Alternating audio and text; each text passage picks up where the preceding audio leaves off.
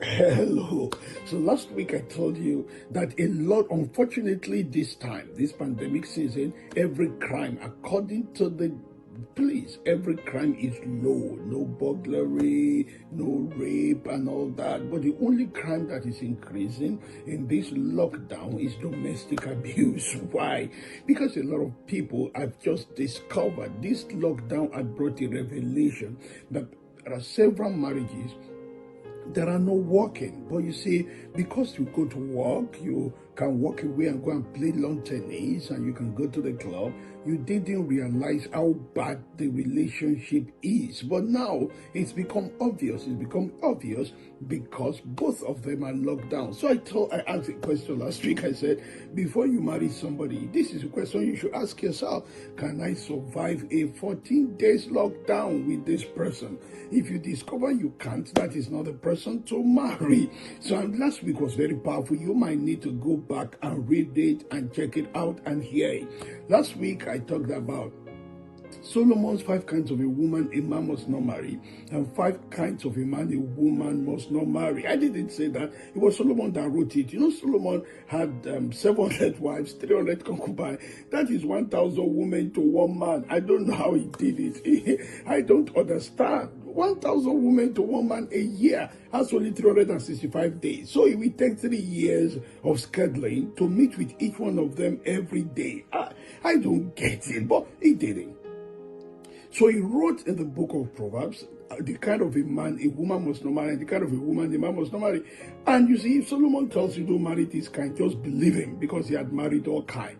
So last week, I told you, last week Sunday, which you need to go and watch, I explained to you that you need to marry who you love. Why? Because it's only love that covers a multitude of sin. Proverbs chapter 10 and verse 12. There is no relationship that does not have its conflict. There is no relationship that does not have some issues. But you see, when there is love, it is covered. So you won't even say it. My wife and I have been married for 22 years. Last weekend makes it 22 years. And it's not like we've not offended one another. I read what everybody said. Oh, your marriage is an encouragement. Oh, we've been blessed just by watching you. It's not that we don't have our own issues, but because we love one another dearly, love covers it. Love covers a multitude of sin. We started from Matthew chapter 19, where they came to Jesus, because I've always wanted to attend a meeting where Jesus is teaching marriage. But in Matthew chapter 19, we saw that in Matthew chapter 19, they came to Jesus, the Pharisees, they asked him, is it lawful for us to throw our wife away for any and every reason? And I wanted to see what he would say. And Jesus replied to the Pharisees and said, no, it's not so. You can't do that, because in the beginning it was not so. They said, but Moses told us that if you get tired of our wife, you should just write her a bill of divorcement. And Jesus Christ said, well, that was because of the hardness of your heart. It's not meant to be so. Marriage is meant to be forever. But you see, what surprised me was not even the Pharisees. What surprised me were the disciples. Disciples immediately spoke up. In verse 10, the Amplified Version, they said, if the case of a man with his wife be so, then it's neither profitable nor advisable to marry. Can you imagine that? You know, the Bible made us to realize in Genesis 2:18 that it's not good for a man to be alone. Now, here are the disciples of Jesus saying maybe it's not profitable nor advisable to marry, which gives me an idea. Maybe even they, apostles, were having some issues in their marriage. That makes them to come to a point of saying, is he really worried if we cannot get to a point in time that we said we are tired, I am moving on? But what I love about this is the Message translation of that verse 10. The disciples objected, it says, if those were the terms of marriage, we are stuck, why get married? So last week I talked about guys that are not yet married, but I want to talk to you that are married now that are stuck. Type again and shout, I'm stuck if you are married. Look at your wife is close by, and say to your wife, we are stuck. Look at your husband, if your husband is close by, and say we are stuck. So I want to talk to this stuck group. We are stuck. I've been stuck for 22 years, but it's an exciting experience. So this is the thing. You need to understand marriage itself. Marriage is not a contract. Marriage is a covenant. Can I say that again? Marriage is not a contract. Marriage is a covenant. A contract can be dissolved. A contract can get to a time you say, well, you are not fulfilling your part of the deal. I'm going to annul and dissolve this contract. But marriage is more than that. It's a covenant. That is why when we are we're telling couples to repeat the marital vows, we're telling them things like that. We say this is not something to be entered into in wanton third. We say that, and you repeat after us. And we say to you that say till then do us part, and you say it is sickness and health, and you say, but you know what I've discovered is that when you are making marital vows, your mind is not even in the vow. Your mind is in the honeymoon. Yes, the honey and the moon. That's where your mind is. So you are not even thinking of the words that you are saying. But hear me, it is a covenant, it is not a contract. You see, you need to understand this. I've always said one of the problems of marriage is that there is no institution where marriage is taught. But marriage is the only institution where they give you certificate first, then they tell you to go and learn. Can I say that again? There is no institution where marriage is taught, but marriage is the only institution where they give you certificate first, then they push you out and say, okay, go and learn now. And because of that, a lot of people didn't get it. Now listen, the plan of God actually is not that there should be a school of marriage, but that a father will teach his son how to love a woman. And a woman, because that's what the Bible said. The Bible said the older woman should teach the younger woman how to love their husband. But you know the problem in this generation is that even the older women are not loving their husband. So how do you give what you don't have? I've seen young men say to a young lady sincerely that, look, if you marry me, I'll be to you the best husband you have ever seen. If you marry me, I'll be to you, the girls will say, the best wife you have ever seen. But the problem they don't realize is that the young man had never seen a good husband before. His father was not a good one. His uncle was not a good one. In some circumstances, his pastor is not a good husband. So you see, that's where the problem lies. A man that promised you to be to you the best husband has no clue what a good husband is. He's never seen one in his lifetime. How do you become what you have never observed? How do you do an equation where there is no example? So that is where the problem is. There's no institution where marriage is taught, and yet marriage is the only institution where they give you certificate first, then they tell you to go and learn. And many a times in trying to learn, it becomes a shipwreck. And I've discovered, especially with this generation, even when we say we're doing marital counseling towards wedding, they are so busy pre-wedding shoot, we're meeting with the event planner, planning with this and that their mind is not on the counseling. Everybody had forgotten that wedding is a day, marriage is forever. Wedding will last only one day. And you see, it does not matter what you kill, we will come and eat it. But after a while, you come to the realization that there is more to life than the wedding. The day the wedding stops is when the marriage begins.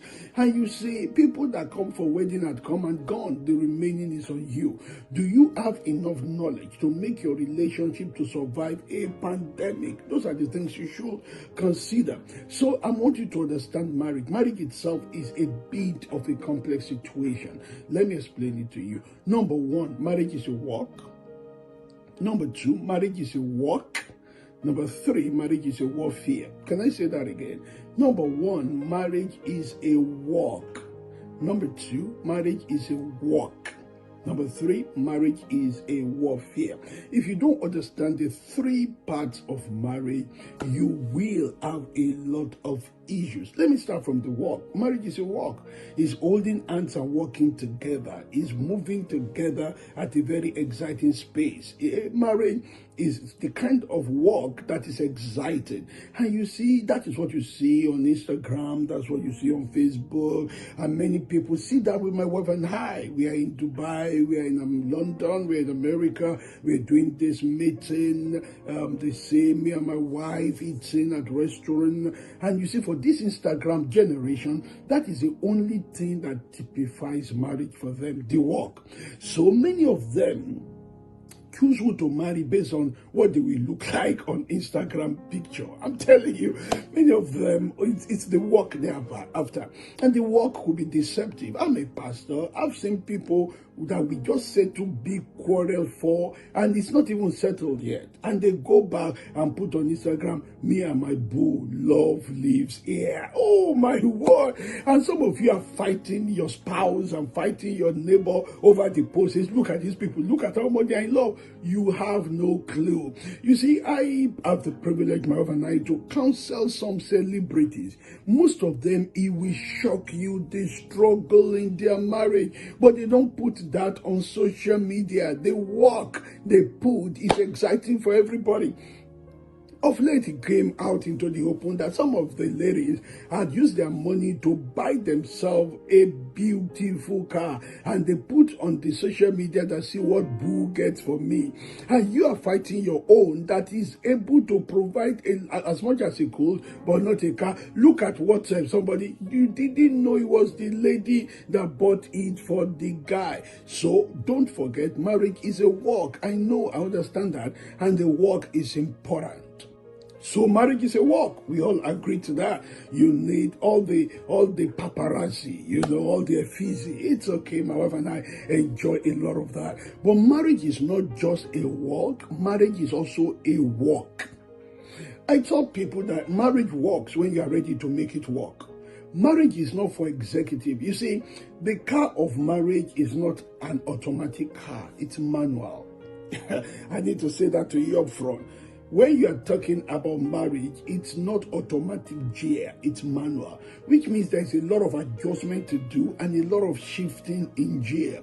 You thought you know it will go, then later on you discover it's not going like that, then you've got to change. Maybe it worked for your dad like that, maybe it worked for your mom like that, but maybe it's even working for your pastor like that, but it's not working in your relationship like that. Marriage is manual. Somebody needs to type that right now and say marriage is manual. Let me tell everybody around you, marriage is manual. It's not automatic. It's a lot of adjustment. So marriage is work. The only way your marriage will work is if you are ready to make it work. A lot of people feel so stuck, they don't know what to do. I wrote in one of our books the story of the guy that was watching the video of his wedding. He was watching it on the old VHS video machine. And he was watching it in the rewind. That is what caught the attention of people. How can you be watching the video of your wedding in the rewind? I mean, it does not work like that. You can even fast forward. Why continuously in the rewind? The guy said, leave me. That's how I like it. I like to see myself remove the ring from my hand. I like to see myself walk out of the church. I like to see myself enter my car and zoom off. You see, you can watch in the rewind, but you cannot rewind the end of time. That is the problem. So you've got to make it work. You see, one of the problems we have in this world right now is that we're a generation shaped by Hollywood and Bollywood and Nollywood. And Bollywood makes you feel like, well, if there is a problem, just take your spouse to a flower place and start to dance pan, chin, chin, pan, chin, chin, pan, chin, chin. I wish that would work for TJ. But it's not just the dancing, it is work. Well, you see, when you watch Hollywood and Nollywood and all of that, they don't even have a clue what love is. They don't. In fact, one of them said something very interesting. He said, to him, love is not a word, love is a sentence. He said, love is a life sentence. And I agree with him to some level. But he's saying it because he does not even understand what it is like. Another of them said to her, love is like chewing gum. He said, when you start chewing the gum, it's a lot of sugar, very few rubber. She said, but the more you chew, the more the sugar will diminish and disappear, and the rubber will increase until you want to spit it out. And she was saying that when she was explaining why she had been married 5 times. Did you hear me say that? 5 times. Another one in Hollywood sued the reporter, that the reporter said she had been married 8 times and that she had only been married 7 times. What a terrible reporter. Is it not interesting? And those are the people that are trying to tell us what love is like. Those are the people we follow. Those are the people, I don't know if you know that the love icon, the love goddess, Elizabeth Taylor, was married 12 times to 10 different men. Did you hear me say that? 12 times to 12 different men, to 10 different men. So which means that 2 of them she married twice. Maybe number 3 came back as number 7, and maybe number 5 came back as number 10. I mean, who knows, So they can't teach us what love is. So love, marriage is a work. Marriage is work. You've got to make it. I know that the grass looks greener on the other side. But I've also discovered that the reason why the grass is greener on the other side is because the people on the other side are willing to do the work. Let me say that again. The grass is greener on the other side because the people on the other side, they are ready to put manure on their grass. They are ready to cut their grass. They are ready to maintain it. So if you see a marriage that is working, it's because the two people there are choosing to work. Marriage is a work. It's not automatic gear. It's manual. There is a lot of change of gear. There is a lot of discussion that makes it work. But it is easier when there is love. So let me talk to you about love. That is very, very interesting because a lot of people have no clue what love is. Before I say that, I also told you that marriage is a warfare. It's a work. It's a work. It's a warfare. There is a lot of pressure against marriage, a lot from the devil himself, because sometimes I've seen marriages disintegrate and the reason is not natural. There are sometimes that in some families, if you don't renew your mind, now that you are even saved, if you don't know how to make it work, it still won't work. There is a lot of warfare. We used to joke about it that our mothers, it's difficult for you to call them when you don't have a lot of time.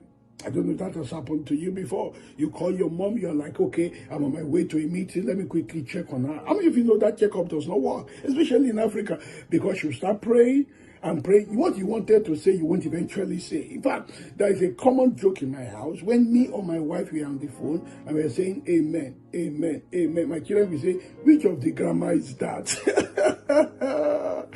Because some of us had come to discover these grammars, it's all about prayer. But I understand them, what they've been through. They've seen life as a warfare. They weren't like that when they were young too. But the older they grow, the more they see the place of prayer in making marriage work. And I'm telling you, it's a warfare. That is why many a times you need a good mentor over your relationship and you need good support system. You both of you need to spend time in prayer. The warfare is real. Okay, so let's talk about love. Is that okay? Because I said that marriage works better when you love who you marry. Proverbs 10:12 is a marriage covers a multitude of sin, which means that there is no marriage and there is no offenses.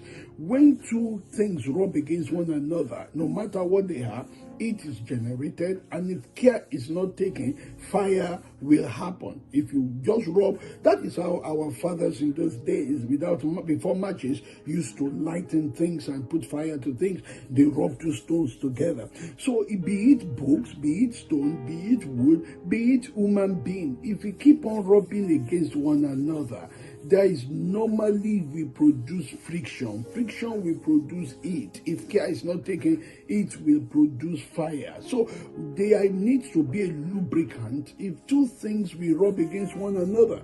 That is why your car has an engine oil. Your brake has brake oil. What the oil does is that it makes the movement against one another free and rancor free and friction free.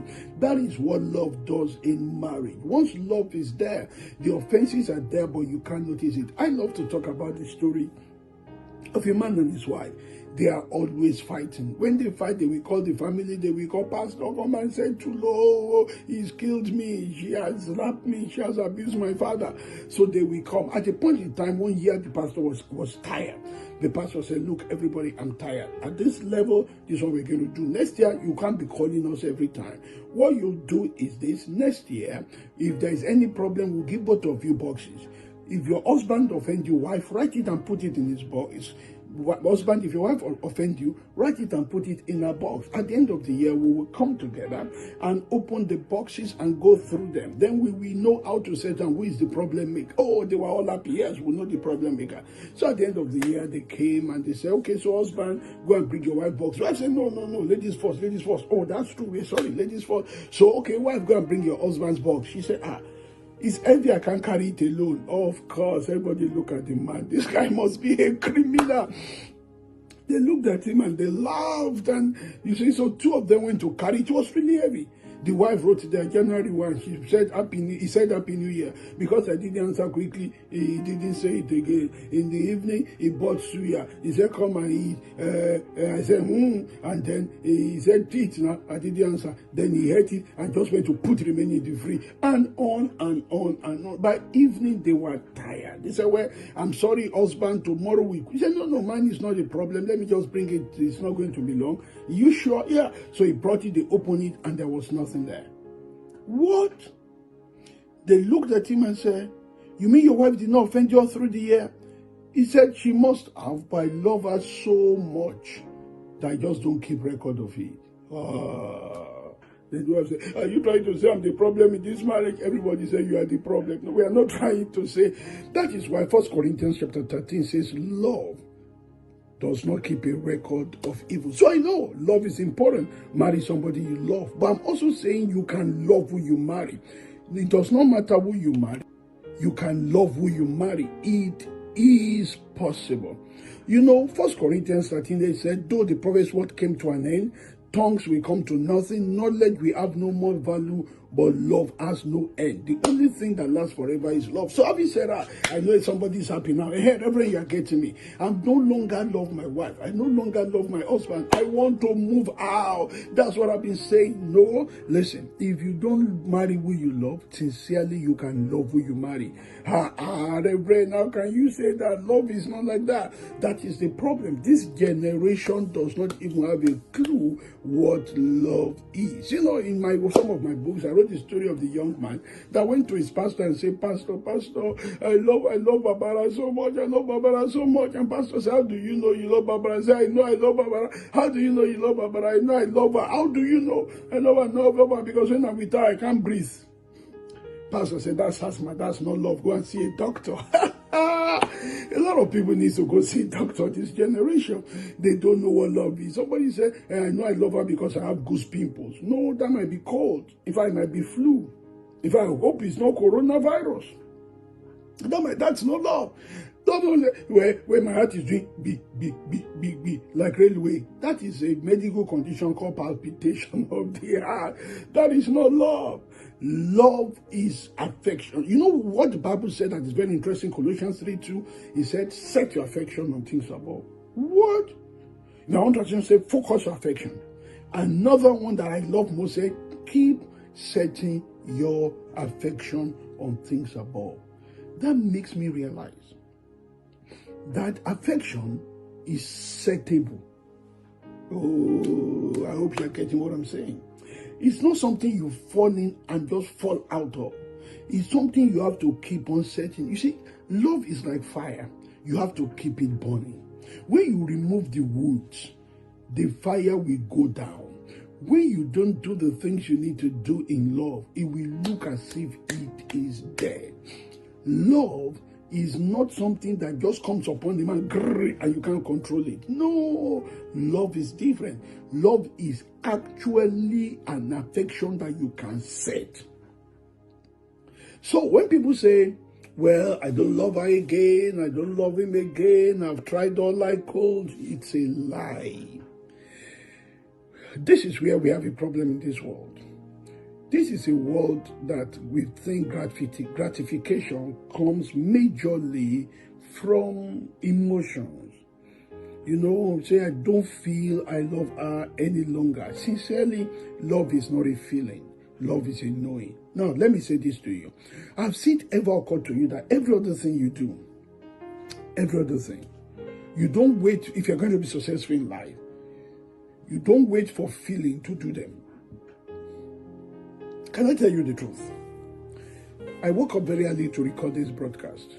I don't feel like doing it. In fact, I'm angry with you right now because I have to wake up early to do this because of you. I don't feel. I say, Father, sometimes I don't feel like paying tuition. Oh yeah, it's a lot of money I pay. A lot of money. I don't feel like. But you know what I've discovered? Feeling has nothing to do with it if you know you have to do it and you act. Now, let me say this to you. Your emotion will follow your action. Don't wait for your action to follow your emotion. Let me say that again.